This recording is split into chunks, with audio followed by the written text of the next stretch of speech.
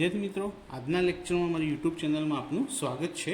આજનું લેક્ચર છે અમારું ધોરણ 9 ગણિત, ચેપ્ટર નંબર 11 પૃષ્ઠફળ અને ઘનફળ વિશે, જેમાં આજે આપણે સ્વાધ્યાય 11.4નો દાખલા નંબર 9 કરવાના છીએ, જેની અંદર આપણને કહેવામાં આવ્યું છે કે જેની ત્રિજ્યા સ્મોલ આર અને વક્ર સપાટીનું ક્ષેત્રફળ કેપિટલ એસ હોય તેવા 27 લોખંડના ગોળા ઓગાળી અને તેમાંથી જેની વક્ર સપાટીનું ક્ષેત્રફળ એસ ડેશ હોય તેવો એક લોખંડનો ગોળો બનાવવામાં આવે છે। તો 27 ગોળા ઓગાળી અને એક ગોળો બનાવે એટલે સ્વાભાવિક છે કે મોટો ગોળો બનશે। એટલે આપણી પાસે બે લોખંડના ગોળા છે, નાનો ગોળો અને મોટો ગોળો। તો બંનેની ત્રિજ્યા અલગ અલગ આપણે જોઈએ। તો સૌથી પહેલાં નાના લોખંડના ગોળાની ત્રિજ્યા બરાબર સ્મોલ આર। અહીંયા એકમ કોઈ આપેલો નથી। એ જ રીતે મોટા લોખંડના ગોળાની ત્રિજ્યા બરાબર સ્મોલ આરનો ડેશ, કારણ કે અહીંયા એસનો ડેશ આપ્યો એટલે આર ડેશ લીધો આપણે।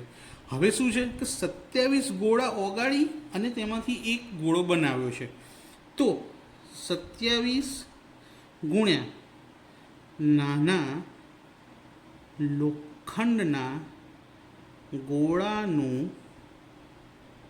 ઘનફળ, એટલે કે 27 ગોળાનું ઘનફળ બરાબર મોટા ગોળાનું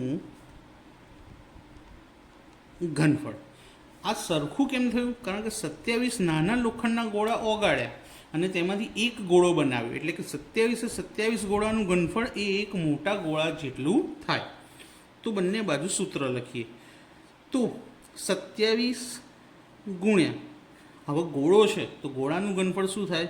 4/3 પાઈ આરનો ઘન। અને એ જ રીતે મોટા ગોળાનું ઘનફળ શું થશે? 4/3 પાઈ અને આર ડેશનો ઘન, કારણ કે અહીંયા મોટા ગોળાની ત્રિજ્યા આપણે આર ડેશ લીધી હતી।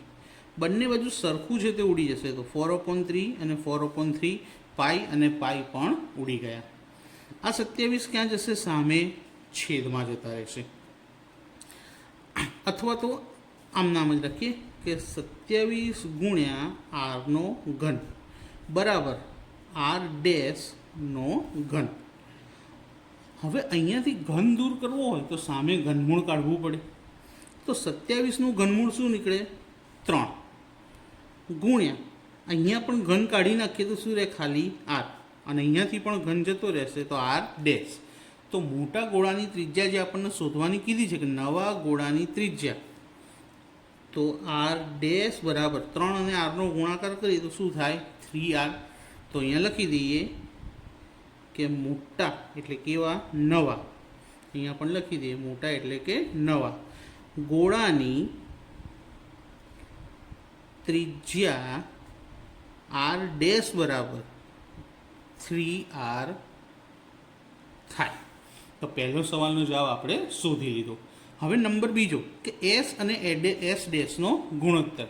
એસ એટલે નાના ગોળાની વક્ર સપાટી અને એસ ડેશ એટલે કે નવો જે મોટો ગોળો બન્યો એની વક્ર સપાટી। તો ગુણોત્તર શોધી લઈએ કે એસ છેદમાં એસ ડેશ, એસ છેદમાં એસ ડેશ। એસ એટલે નાના ગોળાનું, તો એનું એક શું આવશે? 4 પાઈ આરનો સ્ક્વેર, અને એસ ડેશ એટલે મોટાનું, તો એનું વક્ર સપાટી આવશે 4 પાઈ આર ડેશનો સ્ક્વેર। હવે સરખું શું છે? 4 4 પાઈ પાઈ આર સ્ક્વેર જેમ છે એમના એમ જ, છેદમાં આર ડેશની કિંમત આપણે શોધી લીધી છે। જો આર ડેશ બરાબર શું છે? 3r। તો અહીંયા આર ડેશની જગ્યાએ 3r લખી દઈએ અને કૌંસની બહાર સ્ક્વેર। ફરી ઉપર જેમ આર સ્ક્વેર છે એમને એમ 3નો વર્ગ કેટલો થાય? 9 ગુણ્યા આરનો સ્ક્વેર। શું ઉડી જશે? આર સ્ક્વેર ઉડી ગયો। ઉપર કશું નથી વધ્યું તો શું? 1, અને છેદમાં શું વધ્યું? 9। તો જવાબ લખી દઈએ કે માટે એસ છેદમાં એસ ડેશ બરાબર 1/9, અને ગુણોત્તર સ્વરૂપે પણ લખી દઈએ કે એસ જેમ એસ ડેશ બરાબર 1/9। તો થઈ ગયો બંને. તો મિત્રો આજનો દાખલો તમને કેવો લાગ્યો મને કોમેન્ટ કરી જરૂરથી જણાવજો, અને પસંદ આવે તો લાઈક કરજો, ફ્રેન્ડ્સને આગળ શેર કરજો, અને ચેનલને સબસ્ક્રાઈબ કરવાનું ભૂલતા નહીં. Thank you.